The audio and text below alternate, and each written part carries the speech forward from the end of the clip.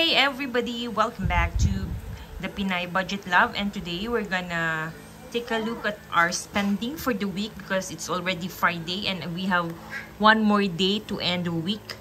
So let me just show you what are the expenses I had for the week and how much are we gonna carry over for next week. So the plan is for next week we're going to have our grocery because we're running out of milk for my baby. And then on the 9th and on the 10th, it's Ramadan. When the 9th is Araw ng Kagitingan, there's a holiday. So we haven't planned anything yet. So, but we're going to pay one of our utility, which is the telecoms. So for this week, usually it's Saturday. We don't go out on Saturday, so I would be like assuming na the food we will be spending is roughly at 100 kasi mostly we will be cooking our food. Okay, so on the Monday, let me just show it to you guys.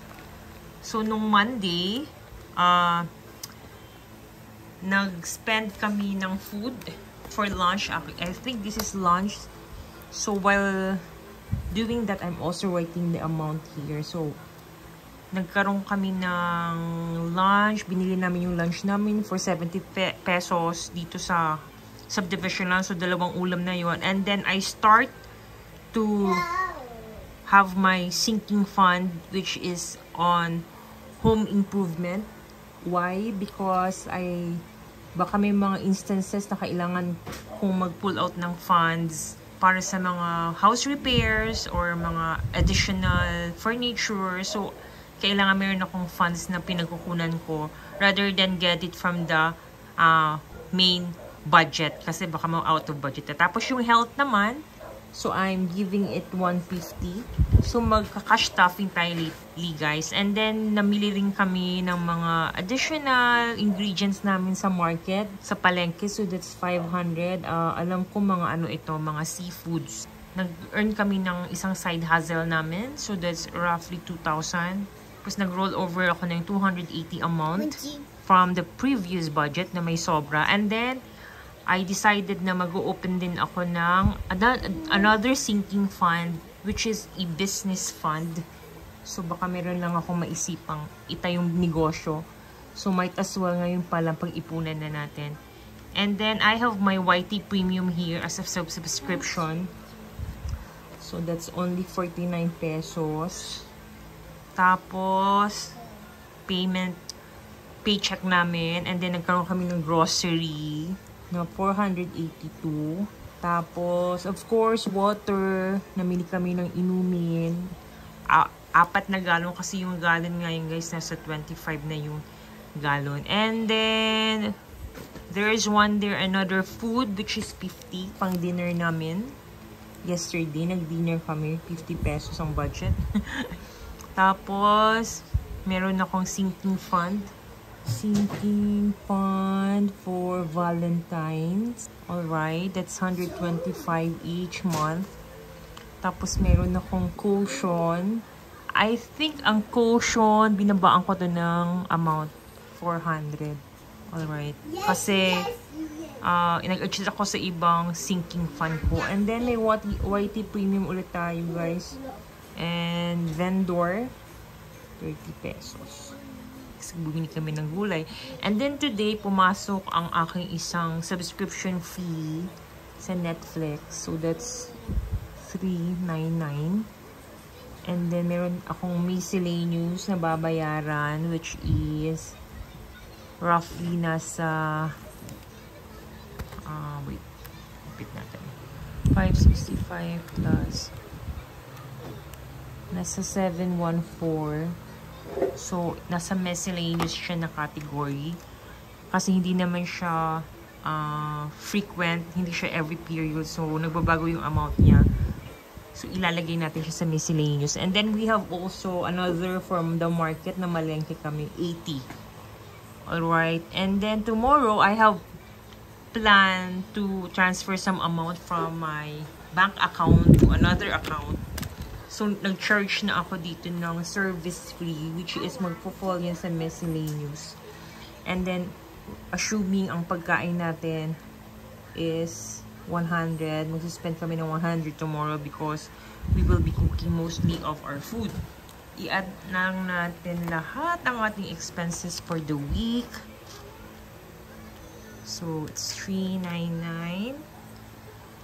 So, yan, magkabilaan. Ito na lang pala yung i-add natin.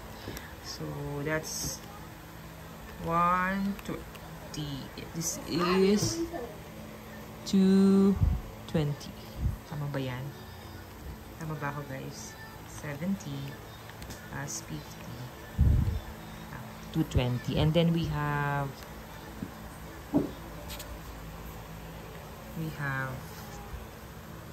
500 plus 80 plus 30.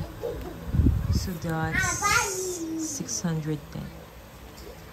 Next, yung ating miscellaneous fee. So meron tayong 49, 29, 714, and then 25. So meron akong 812 here.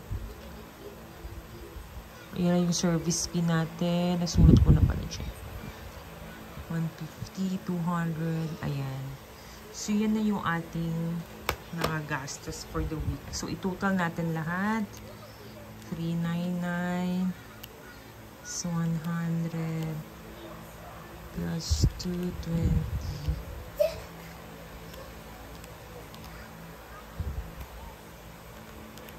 Etong grocery talaga, dito talaga ako hirap mag-budget, guys, kasi in spite na may grocery na,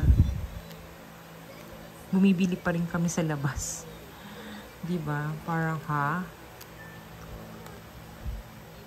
625. Sorry. So we have a total of 3,703 for the week. Okay. Not bad. Okay na rin yan.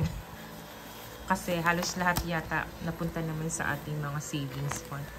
So, i-update lang natin itong ating expense tracker. So, gumawa rin ako ng expense tracker, guys, for you. So, assuming na yung ating projected income per week, so naka-divide na siya per week. So, nasa 6,000 tayo. So, meron tayong rollover from last month of 280. Tapos, may side hustle tayo na 2,455. So, wala pa tayong carry over kasi first week pa lang naman ito ng month. So, for the fixed expense, which is here, so, diba dapat importante kasi nakakategorize yung mga expenses mo so you would know magkano yung i-allocate mo per category. So far, ang fixed expense natin, meron tayong 499. Yes. Yung variable expense natin, which usually is food, market, grocery, miscellaneous. So, i-add lang natin ulit. 220 plus 610.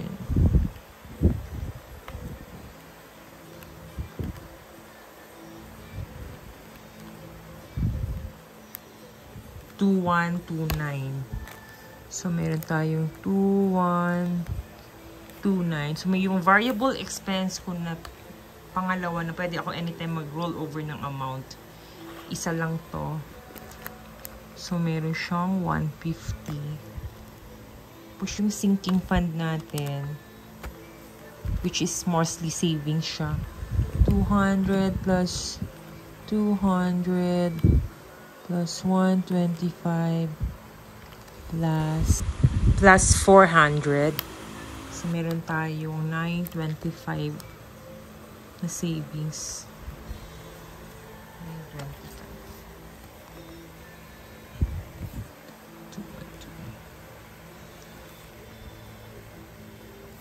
Alright, so add natin magkano yung maki-carry over for the next week. So, meron tayo, kita ba guys? 6.5 plus 280 plus 455. Meron tayo, right? 235 na cash flow. And then, ili-less natin ang ating mga expenses.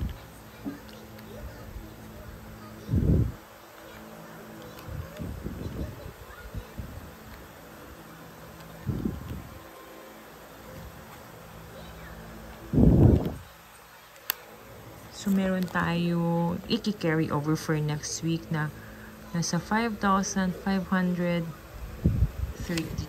So, yung 5,532 guys, i-add natin siya here on the second week.